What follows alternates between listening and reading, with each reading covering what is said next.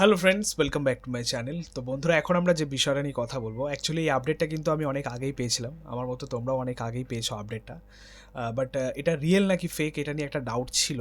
But finally একটা update পাচ্ছি, যেখানে একটা কনফার্মেশন পাচ্ছি 60-70% হওয়ার, এমনটা হওয়ার। ঠিক আছে, তা যাই হোক, তোমরা হয়তো ধুরন্ধর পার্ট 1 সকলে দেখেছো। অ্যাকচুয়ালি ধুরন্ধর পার্ট 1 দেখেনি এমন দর্শক কিন্তু খুব কমই রয়েছে। যে ছবিটা বলিউডের টিল নাও একটা বিগেস্ট হিট, একটা হিস্টোরিক ছবি, যেটা 900 কোটি কালেকশন করেছে প্রায় নর্থ বেল্টে, শুধুমাত্র হিন্দি বেল্টে গ্রস কালেকশন অনেক অনেক বেরিয়েছে, মানে অনেক হয়েছে অ্যাকচুয়ালি। তা ধুরন্ধর পার্ট 1 কিন্তু দারুণ সাড়া ফেলেছিল। ঠিক আছে, তা সেখান থেকে ধুরন্ধর পার্ট 2 নিয়ে দর্শকদের মধ্যে একটা বিরাট এক্সাইটমেন্ট প্রত্যাশা রয়েছে। ঠিক আছে, কিন্তু এই এক্সাইটমেন্ট বা এত বড় একটা হাইপ তৈরি হওয়ার কারণ আরও একটা রয়েছে, সেটা হচ্ছে ধুরন্ধর পার্ট 1 তোমরা যারা দেখেছো তোমরা জানো যে এই ছবিতে, এই গল্পে একটা চরিত্র রয়েছে বড়ে সাপ, যেটাকে রিভিল করা হয়নি, সাসপেন্স রাখা হয়েছে ছবির মধ্যে। সেটাকে খুব ভালোভাবে আর কি নেভানো হয়েছে অ্যাকচুয়ালি, যে দারুণভাবে সাসপেন্স রেখে চরিত্রটাকে নিয়ে দর্শকদের মধ্যে যে একটা বিরাট এক্সাইটমেন্ট, একটা কৌতূহল জাগানো, এটা কিন্তু আদিত্য ধর দারুণ কাজ করেছে এখানে। ঠিক আছে, চরিত্রটাকে জাস্ট হাইড করে রেখে কিছু বিবরণ দিয়ে গল্পের মধ্যে এটা বুঝিয়ে দেওয়া হচ্ছে যে চরিত্রটা কতটা বড়, মানে কত বড় ভিলেন বা গ্যাংস্টার এখনও রয়েছে বড়ে সাপ। ঠিক আছে, সো এই চরিত্রটাকে দেখার জন্য আমরা প্রত্যেকে খুবই এক্সাইটেড।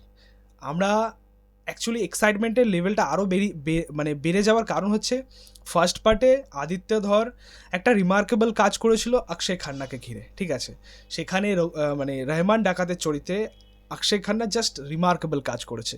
তো সেখান থেকে দাঁড়িয়ে আমাদের এক্সপেকটেশনটা এমনিই বেড়ে যায় যে এই যে বরে সাহেবের চরিত্রটা হয়তো পার্ট 2-তে আরও দারুণভাবে ফোটাতে পারবে আদিত্য ধর। সো এইটুকুই একটা এক্সপেকটেশন রয়েছে এখনও। ধুরন্ধর পার্ট 2-তে বরে সাহেবের চরিত্রে আমরা খুব সম্ভবত সলমান খানকে দেখতে পাবো। ঠিক আছে, মানে এমন একটা আপডেট আসছে, কিন্তু এটা বিগ ডিসঅ্যাপয়েন্টমেন্ট অ্যাকচুয়ালি আমার, মানে মতামত অনুযায়ী আমার দিক থেকে আমি বলবো যে এটা একদম, বলতে পারি একদমই ভুল হচ্ছে বিষয়টা। মানে হয়তো 60-70% চান্স রয়েছে, হয়তো হবেই এমনটা ধরো, বাট এটা যদি হয় খুব খারাপ হবে। মানে অ্যাকচুয়ালি এই যে বরে সাহেবের চরিত্রটাকে আমরা যেভাবে আর কি একটা ইম্যাজিনেশন করে রেখেছি, যেভাবে পোট্রে করা হয়েছে চরিত্রটাকে, সেখানে সলমান খান আমার মনে হয় না যে সেই চরিত্রটার উপরে সে দাঁড়াতে পারবে। ঠিক আছে, আমার মনে হচ্ছে না, কারণ সলমান খান রিসেন্ট টাইমে যেরকম কাজ করছে আমরা দেখছি, ডে বাই ডে তার অভিনয়টা পড়ে যাচ্ছে, তার পারফরমেন্স আর সেই লেভেল হচ্ছে না।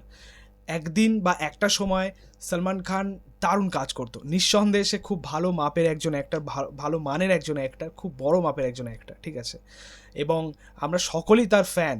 কিন্তু এই সময় দাঁড়িয়ে সলমান খানের যেরকম কাজ হচ্ছে, রিসেন্ট কয়েকটা কাজ তোমরা যদি দেখো, সেখান থেকে দাঁড়িয়ে তার ফ্যান্সরাও নিরাশ হচ্ছে। হয়তো আমার এই কথাটা তাদের খারাপ লাগতে পারে, বাট আসল বাস্তব কথা কিন্তু এটাই, যে সলমান খান এই সময় দাঁড়িয়ে মানে এমন একটা চরিত্র দাঁড় করা, মানে এমন একটা চরিত্রকে জাস্টিস দিতে পারবে না অ্যাকচুয়ালি। ঠিক আছে, এর আগে তোমরা দেখেছো যে তার আপকামিং ছবি গালওয়ান বলে একটা ছবি রিলিজ করছে, দ্য ব্যাটেল অফ গালওয়ান, তার টিজার মুক্তি পেয়েছিল।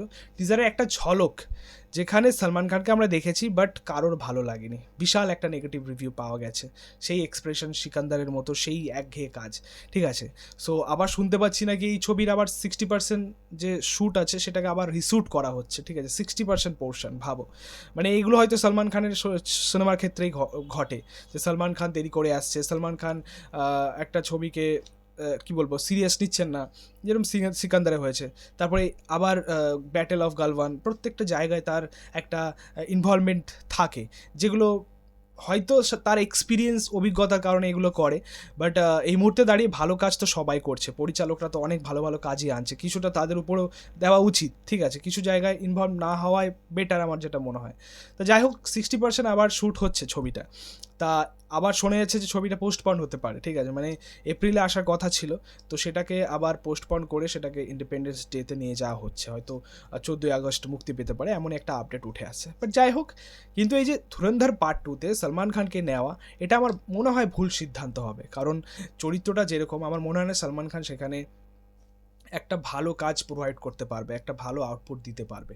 ঠিক আছে, যদি এমনটা হয় তোমাদেরকে বলছি, তোমরা জাস্ট লিখে রেখে দাও, ছবিটা হয়তো ওয়ার্ক করলেও করতে পারে, গল্পের জন্য, ক্রেজের জন্য, হাইপের জন্য, কিন্তু সলমান খানের পারফরমেন্স নিয়ে কোনো রকম চর্চা হবে না, ঠিক আছে?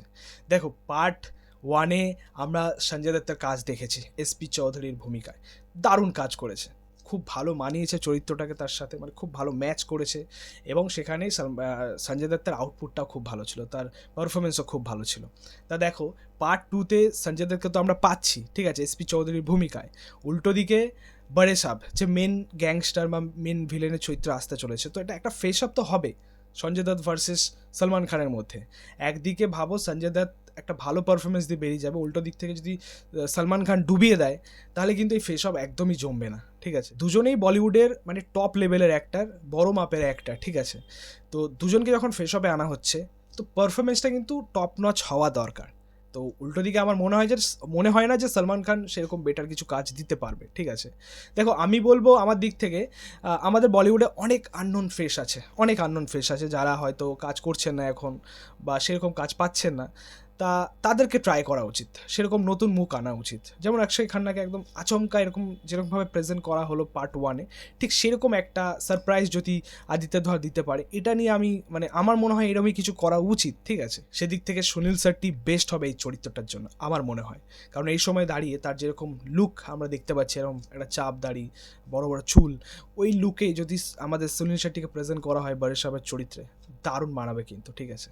সো আলটিমেটলি দেখা যাক এমন কিছু হতে পারে কি না।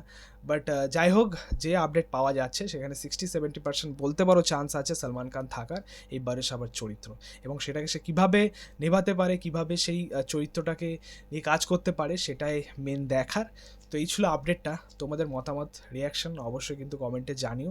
ভিডিওটা ভালো লাগলে অবশ্যই লাইক কমেন্ট শেয়ার করে দিও, পাশে থেকেও সাপোর্ট করো, চ্যানেলটাকে অবশ্যই সাবস্ক্রাইব করে যাও, পাশে থাকা বেল প্রেস করে দিও পরবর্তী ভিডিও পাওয়ার জন্য। Thank you.